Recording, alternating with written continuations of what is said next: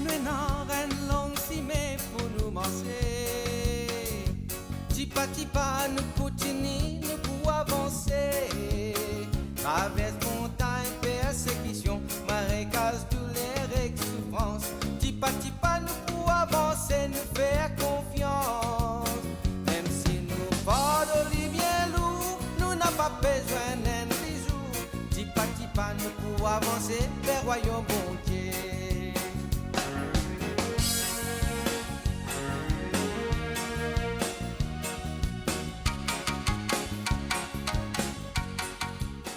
Mesdames et messieurs, bonsoir et bienvenue à notre Tipa Tipa de ce soir qui célèbre la journée de la photographie. En effet, un cadeau pour le monde libre. C'est par ces mots que le gouvernement français célébrait la première journée mondiale de la photographie le 19 août 1839. Cette date n'est pas sans coïncidence avec Louis-Jacques Daguerre, que les Français considèrent comme étant le créateur officiel de la photographie. Mais notre invité de ce soir n'est pas d'accord avec cette déclaration. Tristan Bréville, bonsoir. Je suis vraiment très heureuse de vous retrouver aujourd'hui. Vous n'en êtes pas à votre premier passage à la télévision mauricienne. Et quelle est votre version sur la création de la photographie? Bonsoir Marie-Josée. Moi, ma version, c'est tout à fait différente parce que il faut savoir que Louis-Jacques Daguerre, c'est celui qui a trouvé la possibilité de capter la réalité, mais par un autre procédé que celui de l'inventeur de la photographie, qui est Nicéphore Niepce. Jacques Daguerre était l'associé de Niepce. Or donc, Niepce, il y a une lettre au musée de la photographie à l'île Maurice, où c'est la lettre de Nicéphore Niepce qui date la lettre du 16 mai 1816. C'est en 1816 que la première photo est faite, qu'il obtient quelque chose, qu'il peut capter la réalité. Donc c'est comme ça que, malheureusement, il n'a pas le soutien du gouvernement. Jacques Daguerre, lui, oui, il a eu le soutien de François Arago, et c'est grâce à François Arago qu'il arrive à aller à l'Institut de France pour présenter ce qu'il découvre, c'est-à-dire son daguerréotype. Il est permis de constater qu'il ne devait pas donner ce nom-là, parce que c'était son nom. Oui. Il était humble, mais il donne le nom de daguerréotype. Donc, qu'est-ce qu'un daguerréotype maintenant? C'est simplement une photo sur une plaque de cuivre. Et c'est comme ça que le 19 août 1839, on va voter la loi photographique. C'est le roi Louis-Philippe qui doit donner son veto à cette loi. Il va signer. Mais la France est très généreuse. La France va faire cadeau de ce daguerréotype au monde entier. C'est comme ça que à l'île Maurice, on va faire la première photo, si vous voulez, de l'hémisphère sud. L'île Maurice a été vraiment en avant-garde et a fait ce daguerréotype, mais celui qui a fait ça, c'est un certain Ferdinand Wornitz, c'est un policier. Il était à Paris lorsqu'il entend parler de l'invention de Jacques Daguerre. Et Jacques Daguerre a l'autorisation du gouvernement français de vendre ses appareils photo. Alors, comment était son appareil photo? C'était simplement deux boîtes, l'une s'emboîtait dans l'autre, en bois. Il n'y a pas d'accordéon en tissu. Et évidemment, ils vendaient l'appareil qu'on appelait l'appareil daguerrien, avec un objectif que je possède moi-même, et puis avec une boîte de plaques de cuivre. Et que fait Ferdinand Wornitz, le Mauricien? Il va voir Jacques Daguerre, il lui achète le complet, c'est-à-dire avec l'émulsion photographique, avec tout ce qu'il faut pour développer et pour l'obtention d'un daguerréotype. À Maurice. Et d'après le livre que j'ai écrit sur l'histoire de la photographie, c'est que en décembre 1839, il va faire ce premier daguerréotype mauricien, qui a disparu évidemment. Et la presse mauricienne, la presse, dans toute sa puissance à l'époque, va annoncer au public mauricien, à ses lecteurs, le 7 février 1840, que Ferdinand Wornitz a pu mettre au point, a pu obtenir le fameux daguerréotype. Et Ferdinand Wornitz a été faire la photo. Je mets toujours photo entre guillemets, puisque le mot photo n'était pas encore utilisé à cette époque-là. Il va faire la photo de la cathédrale Saint-Louis. Ah oui. Alors voilà à peu près. C'est pourquoi moi je conteste que l'UNESCO n'a pas, n'a pas à oublier ma demande. J'avais fait une demande en 1981 à l'effet qu'on célèbre la Journée internationale de la photographie. Le bureau de l'UNESCO à Maurice m'a répondu que non, on célèbre déjà la journée de l'audiovisuel, etc. Mais j'avais préconisé, j'avais suggéré que la Journée internationale de la photographie soit en mai 1816 pour rendre hommage à Nicéphore Niepce, qui lui, le pauvre homme, il s'est ruiné pour pouvoir capter la réalité. Il a vendu ses biens et à l'âge de 54 ans, il obtient ce fameux photo qu'il va évidemment, il va écrire à son frère. Cette lettre existe. Oui. Alors, donc, on va parler de vous. Vous avez exposé dans le monde entier. Vous avez créé le musée de la photographie à Maurice. Vous êtes écrivain. Vous êtes aussi formateur. Vous formez. Et donc, j'ai choisi quelques citations de photographes et vous allez vous transporter dans ces citations afin que nous puissions mieux vous connaître. Et je commence avec la première citation qui est de Burke Hussel. « La photographie est une histoire d'amour avec la vie. » Tout à fait vrai.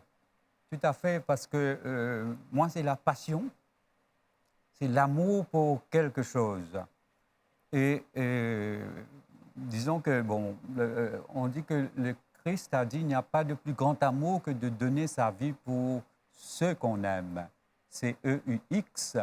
Et moi, je dis il n'y a pas de plus grande passion que de donner sa vie pour ce qu'on aime, c'est E, c'est-à-dire la photographie. Donc, la photographie, c'est toute ma vie et je vis cette passion-là au milieu de ma famille, au milieu de mon épouse, Marie-Noël, qui m'a accompagnée toute sa vie, et mes enfants. Et les enfants, ils ont pris la suite aujourd'hui. Les enfants, bien sûr. Ils ont pris, oui, c'est une suite extraordinaire. Je suis très content.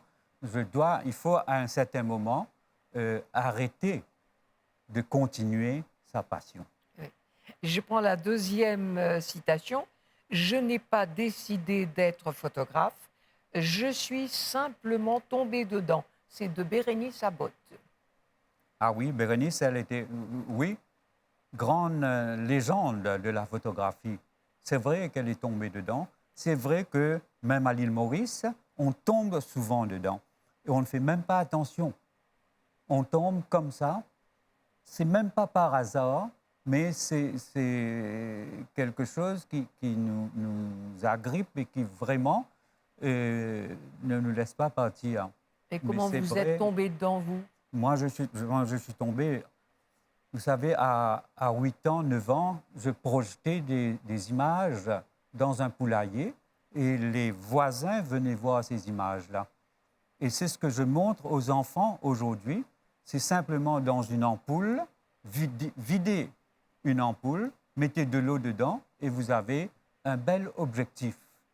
Et prenez un morceau de miroir, envoyez le rayon de soleil à travers cette ampoule et devant, vous mettez une image et vous aurez sur un grand écran d'images. Et c'est ce que vous faisiez à 8 ans? Moi, je faisais ça, les gens, j'étais d'une grande famille, hein, on était à 14.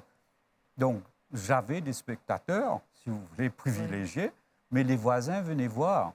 Et où est-ce que j'avais le morceau de film? Ben, j'allais au Plaza, j'allais au cinéma hall, et ils jetaient les morceaux de film, c'est ce que je ramassais. Donc, on pouvait voir, moi, je projetais Burt Lancaster, Suzanne Hayward, etc. C'était cette passion-là. Et à l'école primaire, en ce qu'on appelait le bilo, ben, la classe était remplie de dessins et de photos que Miss, par exemple, collait. Et vous continuez. Ensuite, vous faites vos études. Je vois, vous êtes affilié au Mauritius Museum Council, chevalier dans l'ordre des arts et lettres. Vous en avez fait votre métier par la suite? Oui. Oui, c'était vraiment un choix que je voulais faire. Donc, je deviens photographe du gouvernement au centre audiovisuel du ministère de l'Éducation. Et à ce moment-là, on se croisait dans les couloirs de la MBC à Forestside, puisque j'étais responsable de l'illustration des programmes éducatifs. Et c'est comme ça qu'un jour, je faisais des photos à Plaisance. Et là, c'est Sassi Oussagar Amgoulam qui me dit « Garde bien ça, une photo-là ». Donc, c'était comme si un déclic. Et vraiment, après, il y a eu cette bourse, la première bourse donnée à un Mauricien pour aller étudier l'audiovisuel à Paris. Donc, c'était une très grande bourse et j'étais très content, quoi. Parce que vraiment, on avait 300 roupies par mois à l'époque et on ne pouvait pas économiser pour aller faire ses études. Alors, je continue. Il n'y a pas de directive pour de bonnes photos. Il n'y a que de bonnes photos. C'est de Ansel Adams. Ansel Adams, ah oui. Oui, c'est un spécialiste de tirage photographique. Hein? Et Ansel, oui, évidemment. Il a raison de dire ça. Chacun peut faire ses photos. N'importe qui peut être photographe. Il faut simplement être, si vous voulez, derrière cet appareil et déclencher. Mais savoir sur quoi déclencher. Ça, c'est vrai, ça. Il n'y a pas. Maintenant, j'avais une école de photographie, la première école de photo à l'île Maurice. Et puis, j'ai fermé l'école avec l'arrivée de l'Internet. C'était très facile de pouvoir donner des directives de loin, online, à tous ces gens qui cherchaient et qui venaient me voir pour des conseils. Mais c'est vrai que, si vous voulez, on n'a plus besoin de professeurs de photographie, on n'a plus besoin d'écoles de photo. Vous savez qu'une photo, c'est déjà une école. On peut tirer des conseils, on peut tirer des conclusions sur une photo. Oui. Et même une photo floue, vous savez, une photo floue est très importante parce que si c'est une photo floue et qu'il n'existe que le contenu n'est que unique au monde, donc c'est une bonne photo.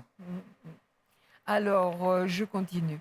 La photographie est un moyen de ressentir, de toucher, d'aimer. C'est de Aaron Siskin. Oui. C'est palpable, si vous voulez. Il faut vraiment que la photographie, il faut aimer. Aimer la photo.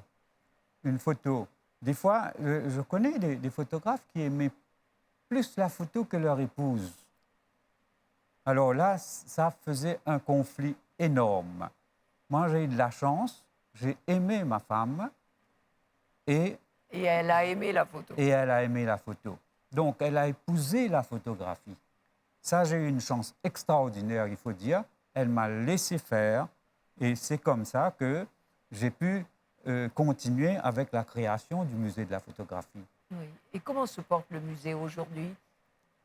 Alors, le musée, j'ai fermé temporairement le musée. On Oui. attend que le ministre des Arts et de la Culture fasse quelque chose. Il a déjà commencé. Donc, a good beginning is half done. Et puis, on attend peut-être l'aide du secteur privé parce que je pense que c'est le plus grand fardeau que j'ai jamais créé de ma vie. Et mes enfants auront à supporter ce fardeau-là, puisque je me retrouve avec vraiment une montagne de documents et d'appareils photo. Il faut sauver ça. Je n'ai jamais eu l'intention d'aller tirer de l'argent avec ça, mais j'ai créé un trésor en quelque sorte. Mais vous dites que ce trésor devient un fardeau. Est-ce que vous voulez dire qu'aujourd'hui la photo se porte mal? Non, pas du tout, au contraire. Au contraire, je suis très fier d'avoir créé le musée, je suis très fier d'avoir été photographe et je le suis encore, mais il y a un côté bonheur. Je suis très heureux avec l'arrivée du numérique. Enfin, tout le monde peut faire des photos.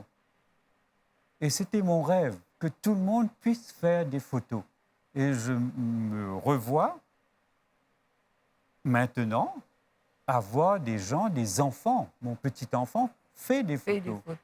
Tout le monde fait des photos. C'est très bien. Le seul problème, c'est qu'il faudrait cette corbeille numérique, c'est-à-dire où les gens peuvent envoyer leurs photos. Ils le font sur Facebook, sur Instagram, tout ça. C'est très bien, mais on ne sait pas ce qui peut se passer un jour où tout peut disparaître. Donc, il faut faire très attention. L'État mauricien, par exemple, devrait avoir cette vision-là pour la préservation de la mémoire. Moi-même, j'ai écrit à la NASA pour dire qu'il faudrait que chaque pays puisse envoyer un album photo de leur pays sur une planète quelque part, juste pour que l'humanité, la mémoire de l'humanité soit sauvée. On ne sait jamais ce qui peut se passer. Et en parlant de planète, vous avez écrit à Thomas Pesquet.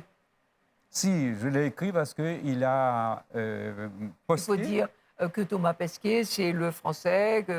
qui est dans la station internationale, voilà, avec d'autres collègues. Je lui ai écrit, je lui ai dit, Thomas, il faut vraiment que vous me fassiez un dessin de la photo que vous avez envoyée sur votre site. Et sur Facebook, on voit ça. Donc, de sa station, il a fait la photo de l'île Maurice et de l'île de la Réunion. Oui. Une photo extraordinaire. Oui. Et moi, je veux qu'il me dessine ça sur carte postale, puisque je suis collectionneur de cartes postales. Et donc, vous avez rencontré de nombreux photographes très connus. Qu'est-ce que vous gardez de ces rencontres, de cet échange? Ah, vous savez, on ne peut être grand que si vraiment on reste humble. Les photographes que j'ai rencontrés étaient des photographes, mais sans vraiment montrer leur talent. C'est l'humilité devant la photographie. Comme les peintres humbles devant leur tableau, mais j'ai eu le privilège d'exposer avec Sebastião Salgado. C'est le légendaire Sebastião à l'île de la Réunion en 1989. Donc, c'est lui qui m'a dit, Tristan, la photo, c'est toi. La photo, c'est nous. Donc, j'imagine un peu l'importance de cette relation entre le photographe et la photo. Parce que c'est une relation extraordinaire. Imaginez que vous aimez faire quelque chose, vous l'avez photographié, mais vous n'avez rien obtenu encore. Aussi longtemps que vous n'alliez pas le développer, votre pellicule, votre émulsion. Il faut aller en chambre noire. Il faut développer, attendre que tout soit lavé, et puis lorsque vous ouvrez votre cuve de développement, c'est là où vous allez découvrir le négatif. Imaginez ce bonheur de voir que vous avez bien réussi. Mais avant de faire la photo, vous avez déclenché et vous tombez amoureux de quelque chose qui n'existe pas. Et j'arrive à l'autre citation. En fin de compte, les images parlent de qui vous pourriez être. C'est la réalité par rapport à vous-même et la recherche de faits se transforme en comportement. Est-ce que les images parlent de ce que vous pourriez être? Oui. C'est-à-dire le photographe, lui, il se met à la place du sujet qu'il va photographier. C'est comme ça que j'étais photographe pour plusieurs présidents de la République et plusieurs premiers ministres à l'île Maurice et ailleurs. Donc, je me mets à la place du personnage. Si je dois vous photographier, Marie-Josée, ben, je me mets à votre place. J'essaye de déceler dans vos yeux tout ce qu'il y a de plus heureux. Il faut vraiment capter votre âme. Je ne vole pas votre âme, mais je veux le capter. Capter le regard, c'est bien ça? Bien sûr, oui, tout est dans le regard, vraiment. Un arbre a un regard. Vous photographiez un arbre, il vous regarde. C'est un peu Malcolm de Chazal avec ses fleurs, mais il faut vraiment. Les photographes à Maurice, les photographes mauriciens, ceux qui ont marqué la légende photographique à l'île Maurice, ils étaient comme ça. Hein. Je pense à François Lim, à Roger Alvax, Philippe Alvax, ceux qui sont partis, évidemment. Et le musée de la photographie que j'ai créé, c'était pour sauver la mémoire de nos photographes. J'ai pu, en quelque sorte, sauver ça. Je suis très content, mais maintenant, bon, il faut que quelqu'un prenne en charge ce sauvetage. Oui. Alors, justement, vous parlez de ceux qui sont partis. En effet, j'ai en mémoire aussi des photographes d'autrefois. Aujourd'hui, quand on parle photo, on parle surtout journaux, on parle travail, on parle boulot. Mais est-ce que vous pensez qu'il y a toujours ce côté création, ce côté justement d'une œuvre qu'on doit faire? Est-ce que les jeunes ont le temps de vraiment aller à la recherche de ce qu'il y a derrière? Ça existe. Je découvre vraiment des jeunes qui ont le talent pour être photographe. Il n'y en a pas qu'un, il y en a beaucoup. Et ça me donne un encouragement immense. Je découvre ces jeunes, ils font des photos extraordinaires. Heureusement qu'il y a Mark Zuckerberg qui a créé Facebook et où on peut voir des choses. Certains utilisent Facebook d'une façon un peu déraisonnable, si vous voulez, mais là, on voit les jeunes Mauriciens vraiment qui sont... ils vont être les photographes de l'avenir. Donc la relève est assurée. Mes enfants deviennent photographes. Et puis, quand je vois dans certaines écoles, il y a la photographie. C'est un sujet d'étude dans certaines écoles. Toutes les écoles primaires à Maurice auraient dû avoir des moniteurs, c'est-à-dire des photographes qui, chaque semaine, auraient pu aller dans les écoles. J'ai calculé qu'il y a à peu près 400 écoles primaires. Donc, il aurait fallu 400 photographes. Ce nombre existe. Il y a des milliers de photographes qui auraient pu nous donner des leçons. Moi, je prends des leçons souvent de ces jeunes-là, quand je vois leurs photos, mais vraiment, là, ils font des merveilles. Est-ce qu'ils sont encouragés? Alors, encouragés, peut-être, mais il y a des parents aussi qui n'encouragent pas, parce qu'il y a des parents qui ne voudraient pas que leurs enfants, leur progéniture, soient photographes. J'ai entendu, pas plus tard qu'hier, que, bon, quittez pour faire en photo, peine à l'avenir dans photo. Alors, bon, ça, on va tuer les Mozart. Il faut faire très attention, Mais je comprends les parents et les jeunes, ils peuvent avoir ce passe-temps-là. C'est-à-dire la passion pour quelque chose, pour la peinture, etc. Mais, je ne vois pas comment combattre le fléau de la drogue si ce n'est par l'art, la lecture, la peinture. Ben, tout ça, voilà, ce sont des outils pour combattre ce genre de choses-là et ne jamais laisser ces enfants comme ça, là, oisifs. Oui, il faut vraiment là, les trouver quelque chose pour eux. Ben, ça va être le mot de la fin. Je trouve que c'est magnifique ce que vous avez dit. En effet, l'oisiveté, dit-on, est la mère de tous les vices. Et la photo, faire une belle photo, c'est donné à tout le monde.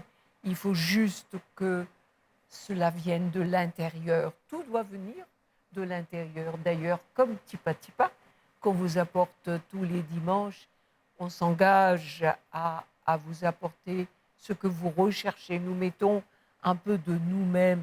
Merci beaucoup, Tristan, de célébrer avec nous ce dimanche, cette journée mondiale de la photographie qui était le 19 août. Merci de votre attention. Bonne fin de soirée à tous. Et à dimanche prochain pour un autre Tipa Tipa. On avance ensemble. Livrez-nous dans une longue cimée pour nous manger. Tipa Tipa, nous continuons, nous pour avancer. Traverse montagne, persécution, marécage, douleur et souffrance. Tipa Tipa, nous pour avancer, nous faire confiance. Même si nous pas de bien lourd, nous n'avons pas besoin